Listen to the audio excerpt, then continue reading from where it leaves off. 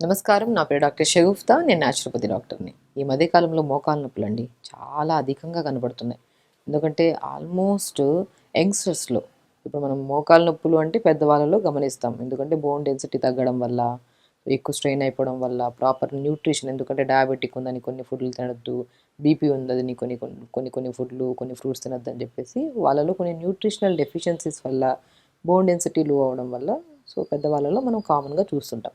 కానీ youngsters normal తింటుంటారు. Food digestion మంచిగుంటది. ఫ్రూట్స్ తింటుంటారు. కానీ యంగ్‌స్టర్స్‌లో ఎందుకు మోకాళ్ళ నొప్పులొస్తున్నాయని చాలామంది అడుగుతుంటారు.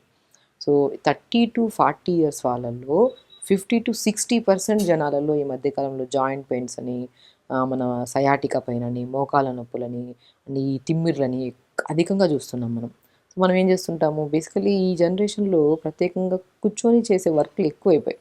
ఇప్పుడు ఏ ఎంప్లాయీస్ అయితే ఏదైనా సరే ఎక్కువ మొబిలిటీ లేదు. అంటే మూవ్‌మెంటే లేదు.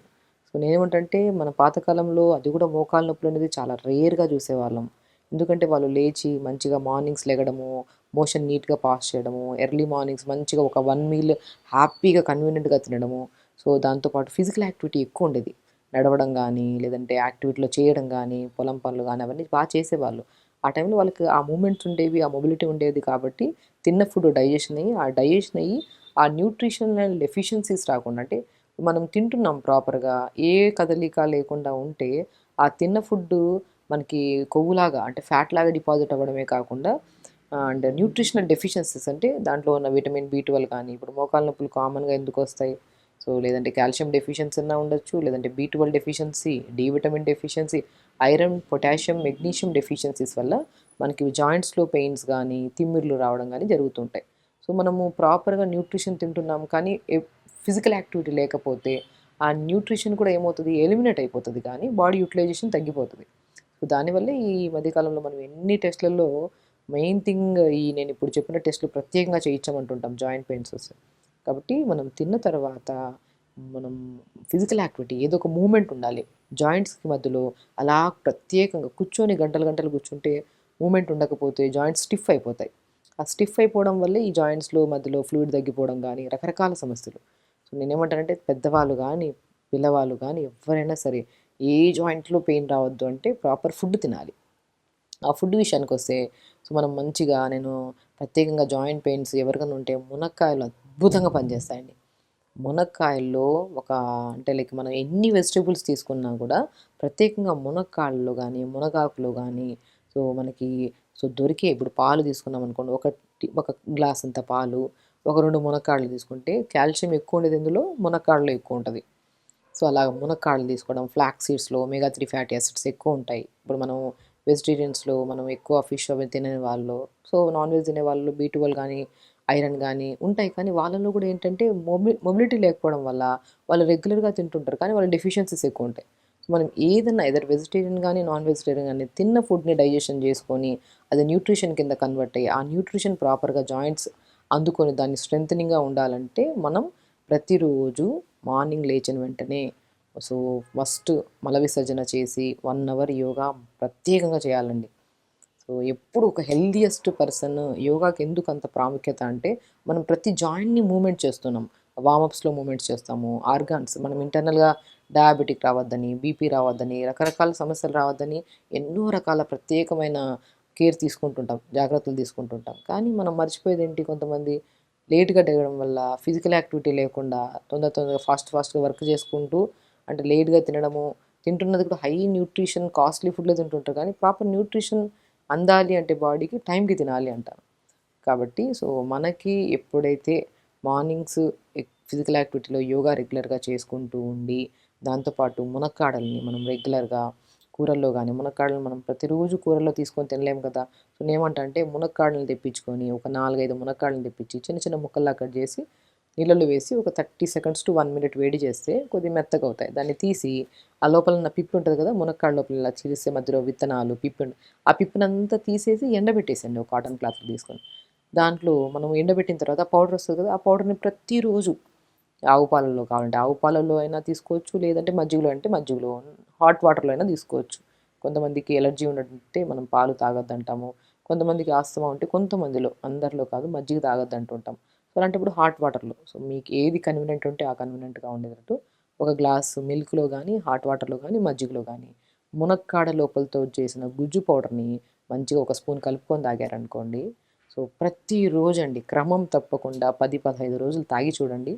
అద్భుతంగా నాట్ ఓన్లీ మీరు ప్రయత్నిస్తున్నప్పుడు మీరు జాయింట్ పెయిన్‌లో మోకాలు నొప్పులు వచ్చిందని మీరు తాగుతుండొచ్చు. కానీ ఎక్కడ ఏ జాయింట్‌లో స్టిఫ్‌నెస్, పెయిన్స్ అండ్ తిమ్మిర్లు, బలహీనతలు కూడా రాకుండా ఆ మునక్కాడ లోపల గుజ్జు పౌడర్‌ని మనం పాలలో గానీ ఇలా కలుపుకొని తాగడం వల్ల హాట్ వాటర్‌లో గానీ డిపెండ్స్ తాగడం వల్ల మీకు అన్ని జాయింట్స్ ఎనర్జిటిక్‌గా ఉంటాయి.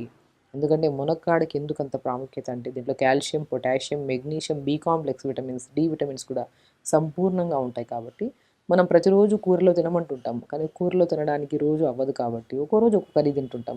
కానీ ఇది పౌడర్ ఫామ్‌లో చేసుకున్నాం అనుకోండి మంచిది. ఇది కూడా ఒకరోజు మునక్కాడ లోపలతో చేసిన గుజ్జు పౌడర్‌ని కలుపుకొని తాగుతారు. ఒకరోజు మునగాకు పౌడర్. మునక్కాడ లోపల గుజ్జు గానీ, మునగాకు తీసుకుంటే కొంతమందికి హీట్ అయ్యే ఛాన్సెస్ ఉంటాయి. కొద్దిగా బాడీ హీట్ అయ్యే ఛాన్సెస్ ఉంటాయి. అప్పుడు మనం ఏం చేస్తాం, ఒక ఇలాచీని క్రష్ చేసి యాలుకని పౌడర్‌ని కొద్దిగా కలుపుకొని అది మజ్జిగలో గానీ, హాట్ వాటర్‌లో గానీ, నీళ్ళలో గానీ మీకు ఎలా కన్వీనియంట్ అవుతే అలా కన్వీనియంట్‌లో ఓ రోజు మునక్కాడ లోపల గుజ్జు పౌడరు, కొద్దిగా ఇలాచి కలుపుకొని తాగారనుకోండి. సో హీట్ అవ్వదు, బ్యాలెన్స్ ఉంటది అండ్ ప్రాపర్ న్యూట్రిషన్ కూడా అందుతది. అండ్ ఇలాచీలో ఇంకొక మెయిన్ ప్రాముఖ్యత అంటే డైజెషన్ ఇంప్రూవ్ చేస్తది యాలుకలు తినడం వల్ల. సో దాంతో పాటు బీపీ ఉంటే బీపీ కంట్రోల్ చేయడానికి, బాడీలో వాతం ఉంటే దాన్ని కూడా కంట్రోల్ చేయడానికి యాలుక పౌడర్‌ని వాడుతుంటాం. ఇది కూడా ఎక్కువ కాకుండా తక్కువ మోతాదులో. సో చూసారా మనము మోకాళ్ళ నొప్పులు ఉంటే, జాయింట్ పెయిన్స్ ఎక్కడున్నా కూడా ప్రతిరోజు main important physical activity.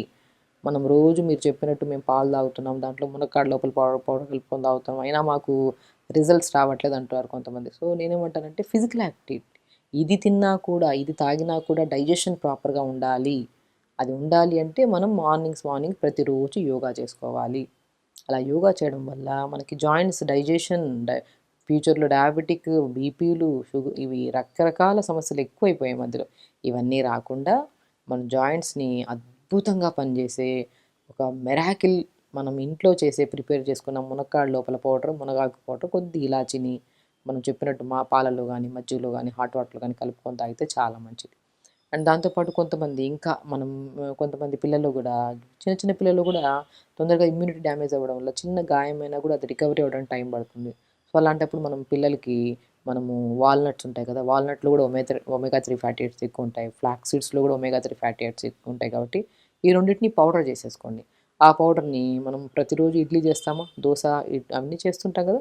So idli బ్యాటర్‌లో ఒక స్పూన్ కలిపేసుకొని ఏదో రకంగా బాడీలోకెళ్ళాలి. మనం సెపరేట్‌గా తీసుకోమంటే అశ్రద్ధ చేస్తాం. సో అలా కాకుండా ఏదన్నా ఇడ్లీ బ్యాటర్‌లో ఇప్పుడు మనం ఇడ్లీ చేస్తున్నాము.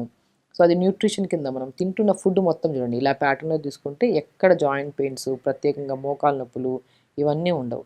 మనం మార్నింగ్ ఇడ్లీ బ్యాటర్ కొద్దిగా తీసుకొని సొరకాయ గానీ, బీరకాయ గానీ, పొట్లకాయని తురిమేసి ఒక 50% ఇడ్లీ బ్యాటర్, ఒక 50% వెజిటబుల్, వాల్‌నట్, ఇంకా ఫ్లాక్స్ సీడ్స్, ఇంకా బలం కావాలంటే pumpkin seeds, watermelon seeds, sunflower seeds, తెల్ల నువ్వులు, పూల్ మకాన్ అద్భుతంగా పనిచేస్తాయి 5 రకాల నట్స్. సో వీటిని దోరగా వేపేసుకొని పౌడర్ చేసుకొని ఆ పౌడర్ కొద్దిగా ఇలా ఇడ్లీ బ్యాటర్‌లో కలుపుకొని ఒకరోజు ఇడ్లీ అలా తీసుకోండి. సో న్యూట్రిషన్ చూస్తారా ఎక్కడ కాల్షియం ఉంటే కాల్షియం తక్కువ ఉంటది. కాల్షియం బ్యాలెన్స్ చేస్తది. బి12 తక్కువ ఉంటే బి12 బ్యాలెన్స్ చేస్తది. D vitamin, iron, potassium, magnesium ప్రత్యేకంగా ఇవన్నీ చాలా మెయిన్ ఇంపార్టెంట్ జాయింట్స్‌కి. ఇవన్నీ ఈ నట్స్‌లో అన్నీ దొరికిపోతున్నాయి కాబట్టి ఇవి మనం డైలీ తినే ఇడ్లీలో ఇవన్నీ కలుపుకొని తీసుకుంటే మంచి ఫైబర్ ఉంటది. మోర్ న్యూట్రిషన్ ఉంటది. సో డైజెషన్ కూడా మంచిది. సో అలాగా మనం ఇడ్లీ మనం ఒకరోజు ఇడ్లీ, ఒకరోజు మనం జావ గానీ, రాగి జావ గానీ, జొన్న జావ గానీ అలా తీసుకుంటాం. ఒకరోజు ఇలా బ్రేక్‌ఫాస్ట్ అయ్యాక లంచ్‌కి బ్రౌన్ రైస్, ఎక్కువ ఆకుకూరలు, ఎక్కువ వెజిటబుల్స్ ఏసుకొని తినడం. డిన్నర్‌కొచ్చాక లైట్ టిఫిన్స్ తీసుకోవడం. ఈ మధ్యలో ఈ స్నాక్స్, ఆ స్నాక్స్ అని అవాయిడ్ చేసి మనం మంచిగా ఇప్పుడు నేను చెప్పినట్టు పాలల్లో గానీ, మజ్జిగలో గానీ, హాట్ వాటర్‌లో గానీ మునక్కాడతో చేసిన పౌడర్‌ని ఒకరోజు మునక్కాడతో చేసిన లోపల గుజ్జు పౌడర్‌ని ఒకరోజు మునగాకు పౌడర్‌ని అలా తీసుకుంటూ అండ్ ప్రత్యేకంగా ప్రతిరోజు యోగాలో కూడా చాలా విపరీతమైన మోకాళ్ళ నొప్పులు ఉండేవాళ్ళు యోగా చేయలేరు కాబట్టి ఒకవేళ ఎక్కువ వాక్ చేయడానికి కూడా ఇబ్బంది పడుతుంటారు. ఎందుకంటే జాయింట్‌కి మధ్యలో మనకి ఎక్కువ ర్యాపిడ్ ఎక్కువైపోతే రెడ్‌నెస్ ఫార్మ్ అయిపోయి కూడా పెయిన్ వచ్చే ఛాన్సెస్ ఉంటాయి. సో దానివల్ల ఇంటర్నల్‌గా ఇంకా లిగమెంట్ డ్యామేజ్, లిగమెంట్ టియర్స్ ఇవన్నీ వచ్చే ఛాన్సెస్ ఉంటాయి. కాబట్టి మనము అధికంగా మోకాళ్ళ నొప్పులు ఉండేవాళ్ళు మంచిగా సోఫా మీద గానీ, బెడ్ మీద గానీ కూర్చొని ఒక పిల్లోని డబుల్ ఫోల్డ్ చేసుకొని మోకాళ్ళ కిందకి పెట్టి అలా మరి ఇప్పుడు ఇది మోకాలనుకోండి. ఇక్కడ ఒక పిల్లో పెడతాం. స్ట్రెచెస్ ముందుకి, వెనక్కి స్ట్రెచ్ చేయడం, సైడ్‌కి స్ట్రెచ్ చేయడం, clockwise, anticlockwise తిప్పడం. ఇలా మూవ్‌మెంట్స్ చేసుకుంటూ స్లోగా జాయింట్స్ మధ్యలో కొద్దిగా ఫ్లెక్సిబిలిటీ పెరుగుతది. దాని తర్వాత ఇప్పుడు మనం చెప్పిన ఫుడ్లన్నీ తినడం వల్ల సో మంచి న్యూట్రిషన్ ఫామ్ అవుతుంది. ఆ మధ్యలో ఆ ఫ్లూయిడ్ కూడా సైనోవిల్ ఫ్లూయిడ్ అంటే అది ప్రాపర్గా ఉంటేనే మనకి జాయింట్ పెయిన్స్ ఇవన్నీ రావు. అది ఫామ్ అయ్యి మంచిగా అంటే అది ఒక రోజు తాగిన వెంటనే ఒక రోజు ఫిజికల్ యాక్టివిటీ చేసిన వెంటనే అవుతుందా అంటే మేడం కొద్దిగా టైం పడుతుంది. సో ఒక 10 రోజుల్లో మనకి కొద్దిగా జాయింట్స్ ఫ్రీ మనకే తెలుస్తుంది. శరీరం చాలా ఉత్సాహంగా యాక్టివ్గా అనిపిస్తుంది మనకి.